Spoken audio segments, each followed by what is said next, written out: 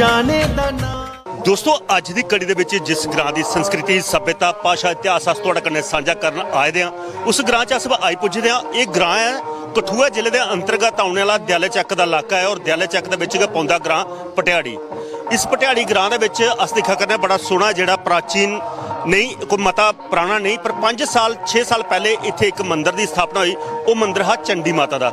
अज उस मंदिर के विच मत्था टेकिए कन्ने इत्थे भागवत कथा चला दी है ਉਹਦੇ कुछ प्रसंग भी तुहाडे तक पहुंचाने का प्रयास करते हैं। पहले उस मंदिर च मत्था टेकने जिहदी कन्ने लोगों की मती सारी आस्था जुड़दी ते आओ पहले चंडी माता के मंदिर मत्था टेकने।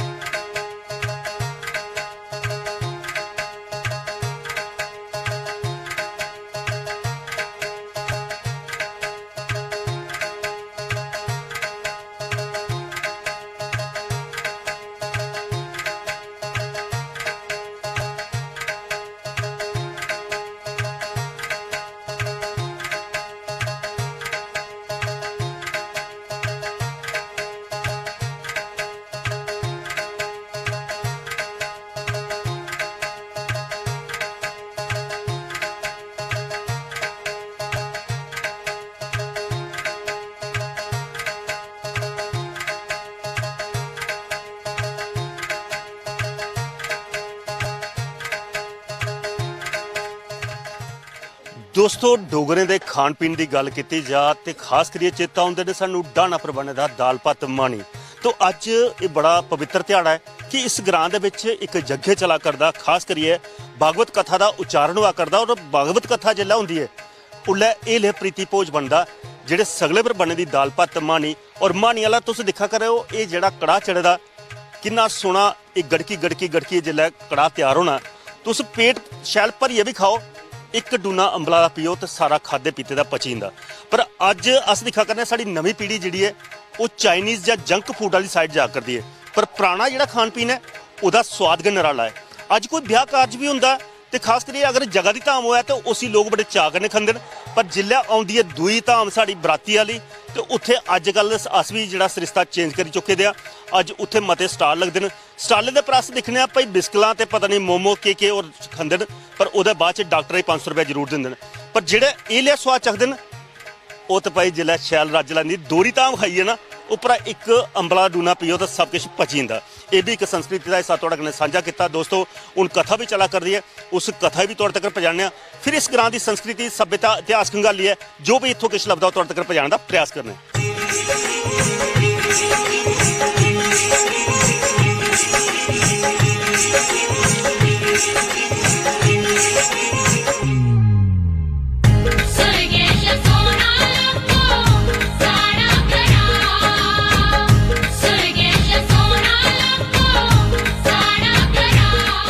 पर जिस ग्रां दे विच इह धाम बना करदी उस ग्रां दे किश माणू खड़ोते न उनके कन्नै गल कथ करने ते खास कर उनके मनां दी गल्लां भी तुहाडे तक पहुंचाने। पर साडे लिए एक माणू न मुच्छां दिखिए ते मजा आवा करदा कि सचमुच इ'यां शेर दिल माणू लग्गा करदे न। इंदे गल कथ करने।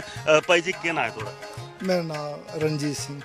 रणजीत जी मुच्छां दिखिए मिगी मेरे ख्याल च गै आवा दा कोई जां ते तुस बेल्ट फोर्स च जां फौज च है? असें जरूर फौज च नौकरी की है।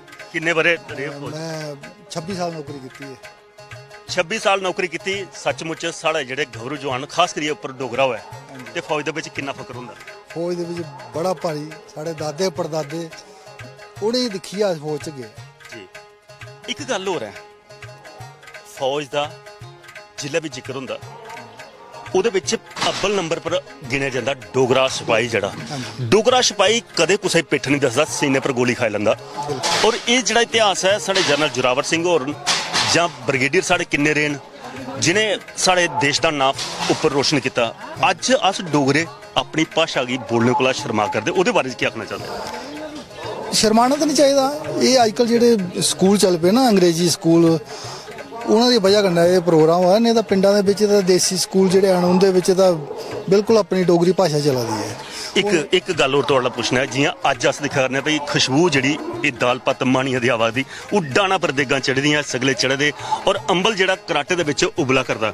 जिल्लै फौज च है उल्लै कुदै चेता आउंदा हा भाई मेरी ग्रां दियां धामां बड़ा बड़ा चेता आंदा हा। की ख्याल आंदा फौज दे जेह्ड़े लंगर होंदे हैं ना ਉਹਦੇ ਵਿੱਚ ਕੋਈ ਉਹ ਨਹੀਂ ਹੋ ਸਾਰੇ मिली जुलियै ਕੰਮ ਕਰਦੇ ਹੈ ਬਣਾਉਣੇ ਵਾਲਾ ਕੋਈ, ਖਾਣੇ ਵਾਲਾ ਕੋਈ ਛੂਤ ਛਾਤ ਨਹੀਂ, ਕੋਈ ਕੁਛ ਨਹੀਂ। ਇੱਥੇ ਵੀ ਲੰਗਰਾਂ ਦੇ ਵਿੱਚ ਹੀ ਕੰਮ ਹੈ, ਜਿਹੜਾ ਮਰਜ਼ੀ ਆਏ, ਜਿਹੜਾ ਮਰਜ਼ੀ ਖਾਏ। ਤੇ ਆਦੇ ਫੌਜੀ ਜਿਹੜਾ ਪੂਰੇ ਦੇਸ਼ ਦਾ ਭਰਮਣ ਕਰਦਾ ਬਿਲਕੁਲ ਪਰ ਆਪਣੇ ਗ੍ਰਾਂ ਦੀ ਤੇ ਆਪਣੇ ਪ੍ਰਦੇਸ਼ ਦੀ ਮਿੱਟੀ ਕਦੇ ਚੇਤਾ ਭੁੱਲਦਾ ਨਹੀਂ ਭੁੱਲਦਾ, ਕਦਾ ਨਹੀਂ ਭੁੱਲਦਾ। ਇੱਕ ਫੌਜੀ ਤੇ ਇੱਕ ਸਾਧੂ, ਦੋ ਹੀ ਪੂਰੇ ਦੇਸ਼ ਦਾ ਸੰਤ ਨੇ ਜਿਹੜੇ ਭਰਮਣ ਕਰ ਸਕਦੇ ਨੇ। ਬਾਕੀ ਤਾਂ ਆਪਣੇ ਸਟੇਟ ਦੇ ਵਿੱਚ ਹੀ ਹੈ, ਰਹੀ ਜਾਂਦੇ ਨੇ।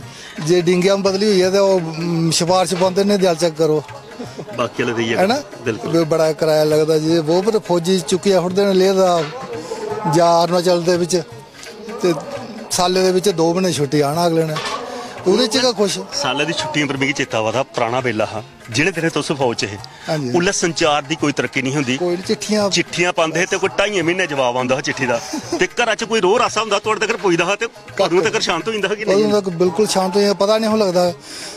ਬਾਅਦ ਚ ਪਤਾ ਲੱਗਦਾ ਜਦੋਂ ਛੁੱਟੀ ਆਣਾ, ਬਾਬਾ ਹੋਰ ਗੁਜਰੀਏ ਨੇ, ਉਹ ਦਾਦੀ ਹੋਰ ਇਹ ਹੋਈ ਆ ਨਾ, ਕੋਈ ਤਾਰ ਚਿੱਠੀ ਕੱਖ ਨਹੀਂ, ਕੁਦਾ ਭਾਈ ਜੀ ਇੱਕ ਗੱਲ, ਹੁਣ ਜੀਆਂ ਸੰਚਾਰ ਨੇ ਤਰੱਕੀ ਕੀਤੀ, ਫੌਜੀ ਸਰਹੱਦ ਪਰ ਹੈ, ਨਿਸ਼ਾਨੇ ਪਰ ਦੁਸ਼ਮਣ ਹੈ। ਹਾਂਜੀ।